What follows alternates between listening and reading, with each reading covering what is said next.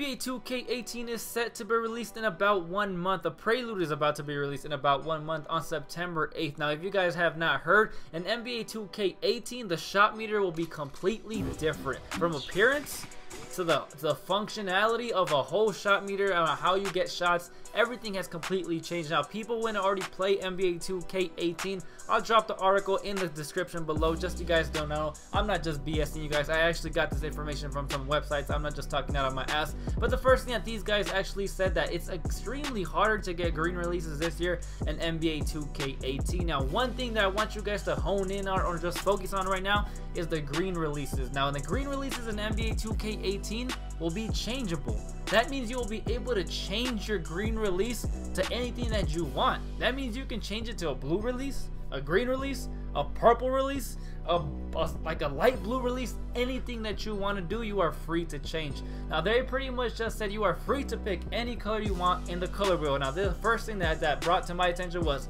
the shoes. Now, as you guys can see right here, this is the color wheel. This is exactly what will be happening in NBA 2K18, except with your shot meter. Now, this is, in my opinion, I don't feel like they're going to give you this right off the bat. I guarantee you're going to have to earn this customizable shot meter color in some sort of My Career. You're going to have to grind for it. We all know 2K is going to make you grind for it. There is no way they're just going to give this to you off the bat. But the next question that I thought about was, why would they make you grind for something only you can see? No one else is going to be able to see that you got a red release if you change it to a red release. I mean, that kind of makes no sense to me. But again, I do kind of appreciate the fact that 2K makes you grind for certain things. That just means that if you really want it, you're gonna have to grind your ass off in order to get it. Now, when it comes to your shot meter and changing your color, what are you guys gonna pick? Let me know in the comment section below. I already know what color I'm gonna pick, and if this is true, like, I already know the color. I can see it on the wheel right now. I'm not gonna tell you guys until NBA 2K18 comes out, but let me know what color you guys are gonna decide to pick when that 2K18 does come out. Now, the people that played NBA 2K18 also said that your shot meter is actually not released around your feet area.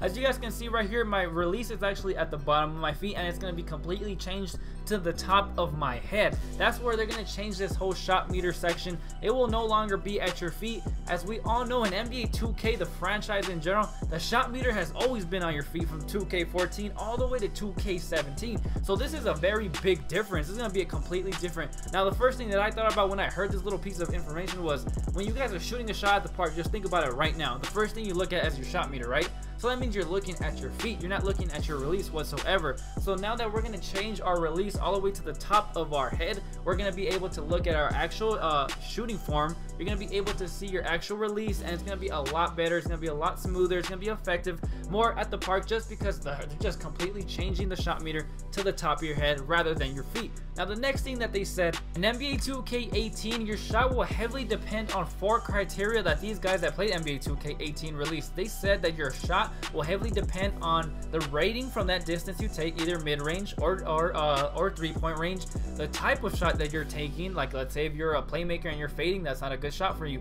Now, and also the accurate position that you release your jump shot at, if you actually get close to a green release, and if you're heavily defended or not. Those are the 4 things that you have to take into account when you're shooting. You gotta think about it. If you're heavily contested, is this a good shot for you, and you must release your release at an accurate position in order to make that shot. Those are the 4 things that you must think about if you just want to make more jump shots in general. Now, just think about it. This is actually the same thing that we've been taking into account in previous 2Ks. In 2K17, it was almost the same thing.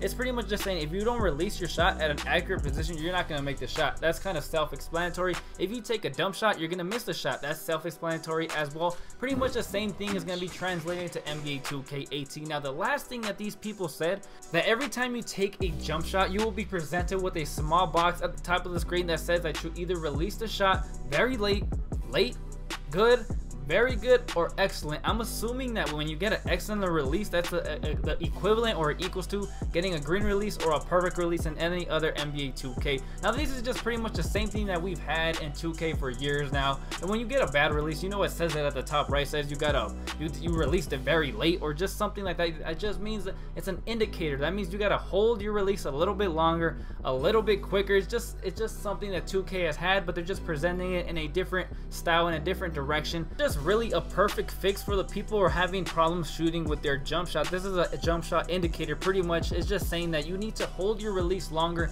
if you release it too fast. That's why you have a jump shot release indicator at the top of your screen, which is going to say very late or late, and if you released it pretty good, it's going to say good or very good or excellent. That's all it really is. Now let me know what you guys think about all these changes they're doing to the jump shot system. I'm pretty sure there's going to be a lot more changes to different things they are yet to release any information on, but so far I actually do feel like they're in a good direction. I'm not gonna lie, I feel like the release was good where it was at my legs, but I mean that's just because I've had the release at my legs since like the 2K14. I've been playing this game since 2K10, and for what I remember, it's always been around your lower leg area. I'm pretty sure there's probably a 2K out there that I can't really think at the top of my head that maybe had the release at a different spot, but so far the majority of 2Ks had the release at the bottom of your legs. So moving it to the top of your head is going to be a little bit different, but it's going to be a good kind of different, a step in the right direction. And with the whole shooting system, with the very late and to the excellent indicators, I mean that's kind of a given. I mean that's just gonna help people with the game in general who are new to this game. So far 2K, I like the direction that you guys are going with NBA 2K18, but let me know, my subscribers, I want to know what you guys think about this whole news, about all this information that I'm releasing about 2K18. Do you guys like it? Do you guys not like it? Let me know the color you're gonna pick of your jump shot meter. I want to know that as well. It's gonna be a whole lot of different things going on in the comment section. That's been your boy Professor. I'll keep you up to date. Peace.